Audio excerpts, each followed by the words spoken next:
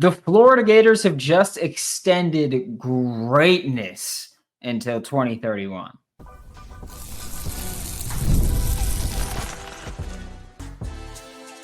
You are Locked On Gators, your daily podcast on the Florida Gators.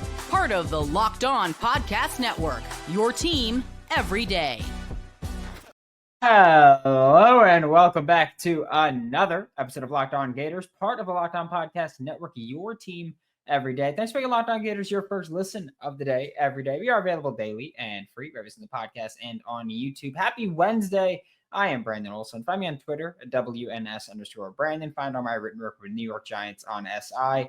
And today's episode of Locked On Gators is brought to you by FanDuel. Right now, new customers can get $200 in bonus bets when your first $5 bet wins. It's FanDuel.com.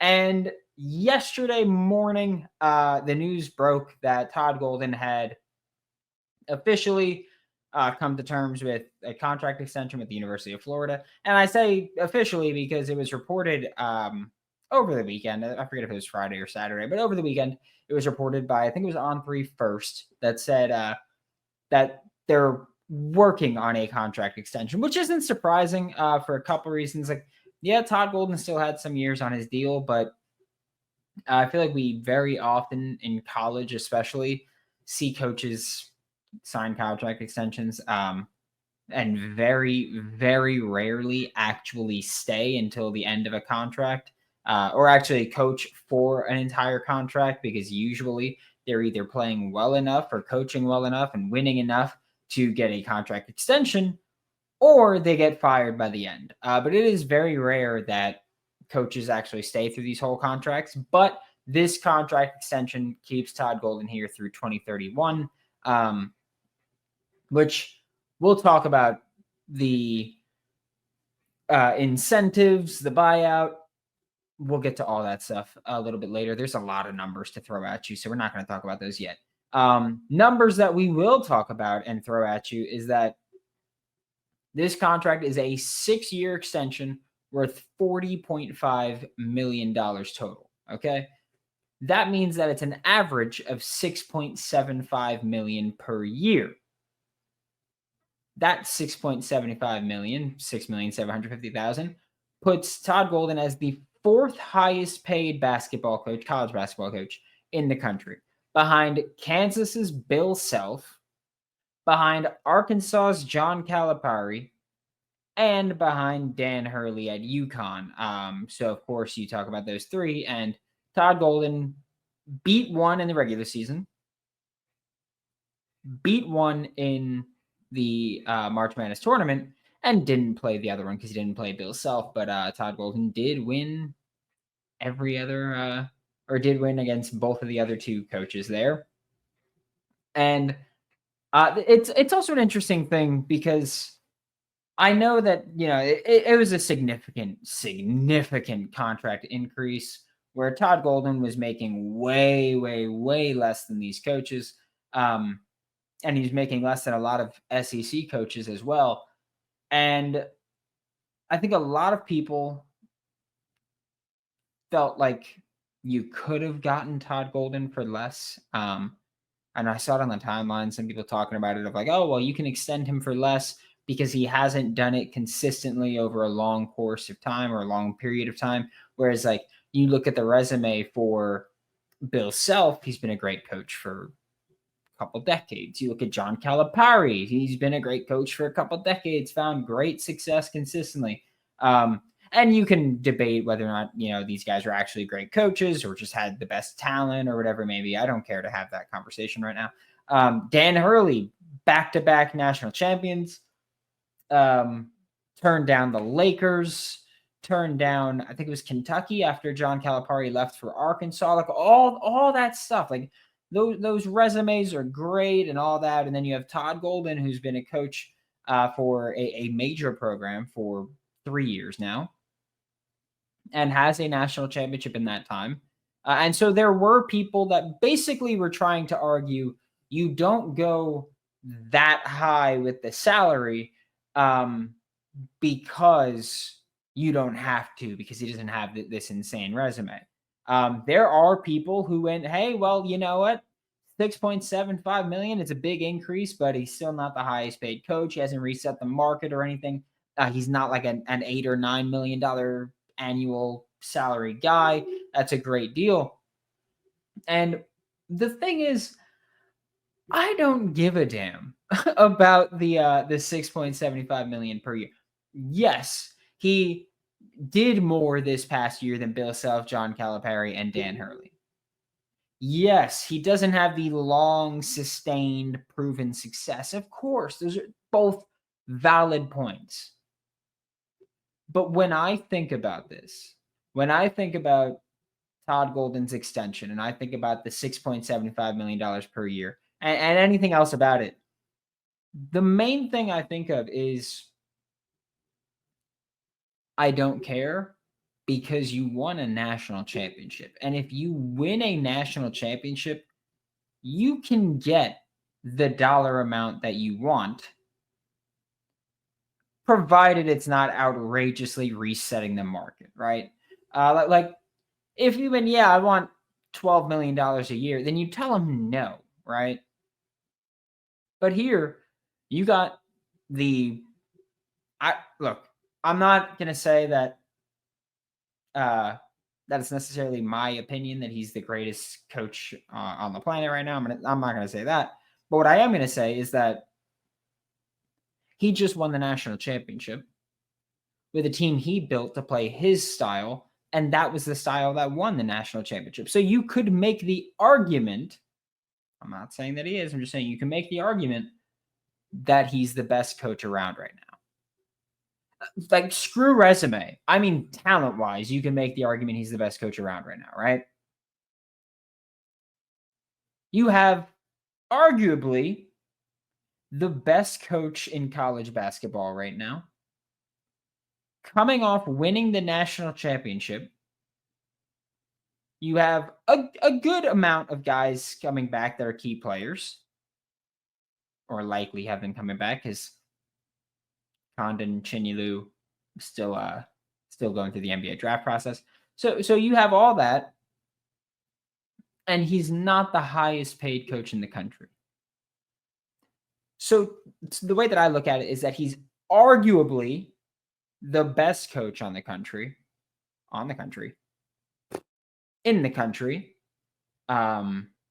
he's arguably the best coach in the country, but he's not the highest paid. It sounds to me like you're still getting good value for your dollar there if you're Florida. So the $6.75 million, like, people could say that was an outrageous increase from last year. I think you're wrong if you say that. It's a big increase, but I don't think it's outrageous considering he just won the freaking national championship. So you could say that. I think you're wrong. You could say that he's underpaid, sure, but he agreed to it, so you're worth what you're willing to get paid, right? And I think that you locked in an amazing coach, potentially the best coach in college basketball right now, and you're paying him not like the best coach in college basketball. So I do think that that's still good value for the Florida Gators. I love having this contract extension set into place because the teams are going to be calling. And we'll talk about teams calling. We'll talk about the incentives. We'll talk about the increase in salary. We'll talk about the buyout. We'll talk about all that in just a minute on Locked On Gators. Scaling your business requires the right expertise at the right time. And with Upwork, you can find specialized freelancers in marketing, development, design, and more. Experts ready to take your business to the next level. Upwork gives businesses flexibility by connecting them with top freelance talent across multiple industries, including IT, AI, web development, and marketing. I have used web development. I also hired someone to create a logo for me about, it was about 7-8 years ago at this point. So again, I've said this every time we talk about Upwork. I very much stand on supporting Upwork. I think it's a great website, great company. And they've been very helpful anytime I've needed them. Whether you need extra hands for a project or a long-term partner, Upwork makes hiring simple and affordable. Visit Upwork.com right now and post your job for free. That's Upwork, UPWORK.com to connect with top talent and grow your business today. Thanks for making Locked On Gators your first listen of the day every day. We are available daily and free with us in the podcast and on YouTube. And we're talking now about the Todd Golden contract extension because there's always with these deals, there's a ton of details that matter, whether it's an insane buyout or whatever it may be. And we'll start with the buyout. Just Todd Golden has a very similar contract structure in terms of buyout that Billy Napier has, where if Todd Golden, like Billy Napier, is fired without cause, then he is owed 85% of his remaining contract value. That's it. It's just flat out. That's what it is. If he's fired without cause, he's owed 85% of his remaining contract value. So, also his buyout with another team wanting to hire him or another school, let me specify that one. Another school wanting to hire him starts at $16 million. Then it drops to $11 million, and then it drops to $4 million, and then $3 million, and then $2 million, and then $1 million. So his buyout is what we've seen happen quite a few times. We saw, Washington did this with Jed Fish, where they go, hey, the beginning of this contract, it's essentially front loading a contract, right? It's, hey, the beginning of this contract is going to be an insane buyout so that if we lose you, we're getting properly compensated here. And so we have that with the insane buyout. Then there's another buyout in Todd Golden's contract that if he goes to the NBA after this coming season, then the NBA team that hires him has to pay Florida $3 million. Then for the next 2 years, that drops to $2 million. Okay. Then $1 million for a year. And then the final 2 years of his contract, there is no NBA buyout there. And my thought behind that is that when structuring this contract, no buyout if he goes to the NBA for the final 2 years. No buyout from another school, or significantly lower buyout for the final, really 4 years of his contract from another school. My thought there is that Florida probably is banking on we're not going to make it to this end of the buyout or this end of the contract. Florida was probably thinking we are going to have to extend him again before this part of the contract kicks in, which I don't think is a bad idea at all. In fact, having that, let's say, things get rough for a few years. Toward the end of that contract, you're pretty free to get rid of him if you want to do that. And I'm not saying that this is, a scenario in which I think will happen because I don't. I'm just saying this is the hypothetical of the logic behind this contract negotiation and this contract structure is that toward the end of this deal, you can get out of it easily. Another school can get out of it easily if things happen how they happen with Mike White at Florida, where there was promise early on and then it really tapered off, and then another school came in to swoop him up and you didn't have to pay a buyout. In fact, you made money, things like that. Wouldn't shock me. But I do think that the bigger part of this is we're probably going to have to give him a contract extension again at some point. So we don't really need to be too concerned with that end of contract buyout on either level, NBA or another school or Florida firing him, which again, 85% at any point if he's fired without cause. So Todd Golden this year is going to make $6 million. And then every year after this year, that contract, that salary increases $300,000.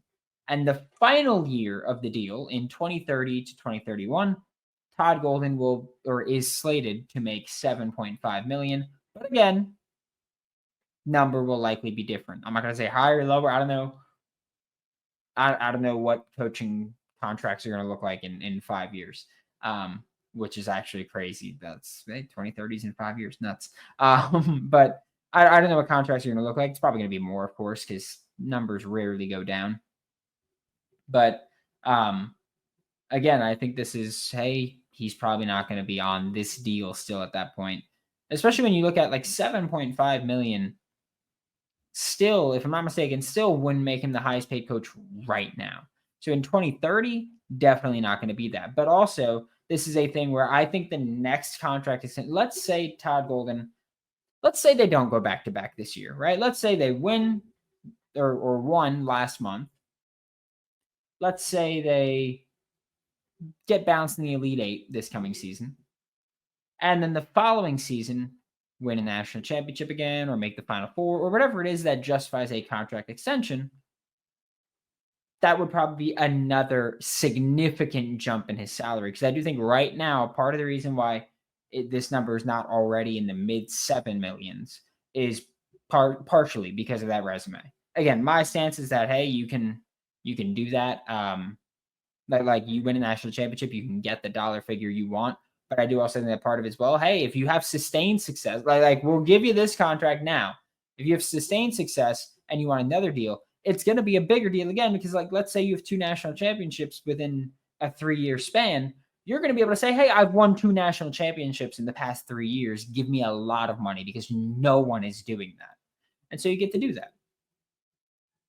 Great. Honestly, like I think this is a great contract for both sides. There's also plenty of incentives included in this contract. So with the incentives, first off, there are academic incentives that one of them is a $100,000 incentive, one of them is a $75,000 incentive, and one of them is a $50,000 incentive, which adds up to, if you hit them all, a $225,000 contract incentive there. That right, like that this year would bump you up from 600 to 625K. From 6 million to 6,225K. And so that's not including that if Todd Golden at any point wins the SEC in the regular season, he gets another $100,000 bonus. If they win the SEC tournament, that's another $50,000 bonus. If they make the March Madness tournament, that's another $100,000 bonus. And then this one is honestly, I think this one's a great one. Every NCAA tournament win is another $50,000, which means if Florida this year, let's say he's at $6 million. So they're at $6 million. If they win the SEC in the regular season, if they win the SEC tournament, that's $6,150,000. Make the NCAA tournament, that's $6 million and a quarter there. Then you, again, let's say you do go back to back. That's another $300,000 added on to it. And then you hit any of the academic incentives, and that's at least another $50,000. Like we're talking about, yeah, his base salary is around $6 million, or his base salary is $6 million this year. But if they make another run, you could be making 6.5-ish this year. Like there's a lot of incentive here, or a lot of ways to get this $6 million up, which is probably part of the reason that the contract came to the terms that it came to, or that the contract came out to the values that it came out to, is that really, I think most Florida Gators fans expect a Todd Golden-led team to make the NCAA tournament every year at this point and not get bounced in the first round. So let's say you even just win 2 games in the tournament. That's another $200,000 added to your contract or to your salary for that year. That's not including if you win the SEC in the regular season or if you win the SEC tournament. That's not including anything academically. Like this contract has a lot of incentives that are built to help you or help Todd Golden increase his salary with just success. It's performance-based incentives. A bunch of coaches have them, a bunch of players have them throughout just all professional sports. It's a way for a team to say, hey, I'm not overpaying yet. But if you prove these things, and if you do these things, if you earn these things, I will give you this much more money. And I think it's a great contract. I do. We're going to move on from the contract, and we're going to talk about a player in the transfer portal that a lot of people are talking about with the Florida Gators. I'm skeptical. We'll talk about that on Locked On Gators. The NBA playoffs are in full swing, and every night delivers highlight-worthy performances, major momentum shifts, and can't-miss moments. Like Mikal Bridges just ripping the ball out to put the dagger in the Boston Celtics in Game 1 on Monday night. Beautiful performance there. Loved it. And by that I mean I hated most of the performance by the Knicks, but great ending to it. Whether it's a game-winning shot, breakout player, there's never been a better time to get it on the action. FanDuel makes it easy to stay in the game before tip-off and live with player props, performance trends, and same-game parlays. Fans have way more ways than ever to play smart and win big. If you're new to FanDuel, it's the perfect time to sign up. Head to FanDuel.com and place your first $5 bet. If it wins, you'll get $200 in bonus bets. Make every moment more with FanDuel, an official sports betting partner of the NBA. Thanks for making Locked On Gators your first listen of the day every day. We are available daily and free wherever in the podcast and on YouTube. And there's been a very roller coastery feel to Florida in the transfer portal over the past week-ish, where you hear they're in on names, they set up a visit, then they're not in on names, and it's a whole bunch going on. But one name that Florida has been pretty tied to this week is Arkansas's Boogie Fland. Okay. And part of that is great. Part of it is nonsensical. Not that they're interested. That's not the nonsensical part. But the nonsensical part is that, before we get to the nonsense, Florida had Desmond Claude in for a visit last week. And then officially on Monday, it was put out that Florida is no longer pursuing Desmond Claude. And many people think that that's maybe they decided they weren't going to be a good fit, or they decided that NIL wasn't really going to be a thing that worked out for them. There was reporting that, I forgot who reported it, but there was reporting that Desmond Claude's camp wanted to be on a team to be competitive with, I think they said a premier backcourt for him to be a part of, but not including Florida on that. Kind of sounds like BS, and by kind of I mean it really sounds like BS. So no, I don't buy that at all. One of the things that I've speculated is that Florida has maybe shifted their attention to someone else that's going through the NBA draft process, as has been a thing with a lot of players and a lot of teams, that there's guys that are going through the NBA draft process and they decide, hey, you know what, I'm going to come back to school. I'm going to go to this school, get this amount of money, and try to improve my stock for next year. The absurdity that came out on Monday was that, or maybe even Sunday, was that Arkansas's Boogie Fland wanted $7 million for 1 year. And I mean, first off, that's just not happening, right? I don't care who reports it. I don't care if Boogie Fland comes out himself and says, I want $7 million. I don't care what anyone wants. I would like $7 million as well. Not happening. Which isn't a knock on Boogie Fland. It's that I can't think of a single player that'd be worth $7 million. I don't think Cooper Flagg got that. $7 million is a lot. Secondly, I don't think that that's the actual number they want. The reporting on it was just crazy. And so many people have come out to say that's insanely inaccurate. So I don't know what that number is. I don't know if the number is half of that. I don't know if they were saying, hey, he wants $7 million for a 3-year contract. So it's just the averages of, what is that, 2.3 million or something like that. I don't know if it's that, but $7 million ain't happening, okay? I'm not saying Boogie Fland to Florida ain't happening. I'm not saying it is, but I am saying $7 million not happening. Boogie Fland was the 22nd ranked prospect coming out of high school last year, went to Arkansas, is the number 8 ranked player in the transfer portal on 24/7, which an important disclaimer here. Transfer portal rankings do not matter. Hell, I don't think personally, I don't think high school rankings really matter. Especially, I do think with basketball, you see guys take more jumps. As in football, you see huge jumps here, then gradual development. I feel like in basketball, you see guys year to year take massive jumps in development. It's like, my 3-point percentage went up 3 or 4%, and that doesn't sound like a ton, but in the grand scheme of things, long term, that's a lot. That adds up.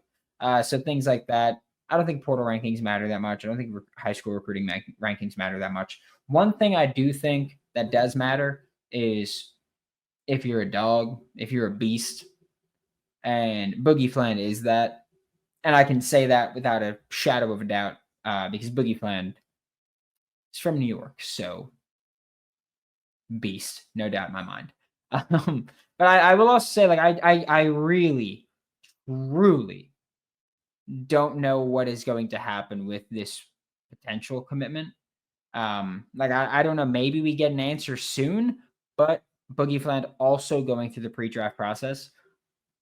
So, like any other player we've talked about that's going through the pre-draft process, this could be I'm going to commit now, and it's not I'm going to go to this school, but it's if I come back to school, I'm going to go to this school. This could be I'm not going to make a decision or an announcement until after I decide to withdraw from the NBA draft, if I'm going to do that. This could be I'm going to withdraw from the NBA draft right now and commit to this school. It could be anything. I don't know if we're actually going to get an answer soon. Like, I know that there have been people who've said, hey, we might get an answer on Boogie Fland soon, but I don't know if that means the answer of where he's going to go to school or the answer of where he's going to go to school if he doesn't follow through with the NBA draft process. So I don't know what's going to happen with that. I will say that Boogie Fland at Arkansas, not a very efficient scorer. And by that, I mean he wasn't an efficient scorer. But I do think that there would be less pressure on him with this roster. I do think that he's a pretty aggressive defender, which I like. I do think that he's a pretty good facilitator. He's a point guard. And I do think that with he and Xavier Lee, I could see both of them playing on and off ball. I can see both of them contributing to actually spacing the court there. And one thing I would say that I love about it is that having those two guys that can actually play on ball is huge for an offense when you play a defense that has a stopper.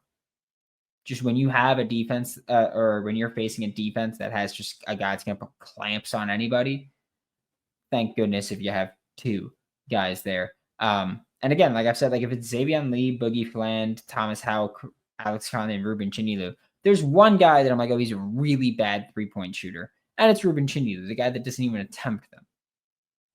But I would say that, again, I think Thomas Houck and Alex Conley will both make at least a small jump in their three-point shooting. And that alone, paired with a Xavier Lee and a Boogie Fland, could help this offense open up that three-point shooting game and open up the dribble drive game, which I've talked about a ton, and just trying to get to the paint more often. Boogie Fland's a 34% shooter from three. I think he's actually a better shooter than that. But I think some of his shot selection is bat-you-know-what crazy, which happens a lot with college players. I mean, Walt had bat-you-know-what crazy shot selection, but he made them. So I do think that like Boogie Fland could be a 38, 39% three-point shooter if he's taking better shots. He gets like more threes, but better threes would be preferred. And so we'll keep it up with what's going to happen with Boogie Fland and when we get answers on that. Thanks for Locked On Gators, your first listen of the day. Every day we are available daily and free every single podcast and on YouTube. We're back tomorrow. Talk more Florida Gators. For Locked On Gators, I'm Brandon Olsen. Don't forget to follow me on Twitter at WNS_Brandon. Find all my written work from New York Giants on SI, and I'll see you all next time.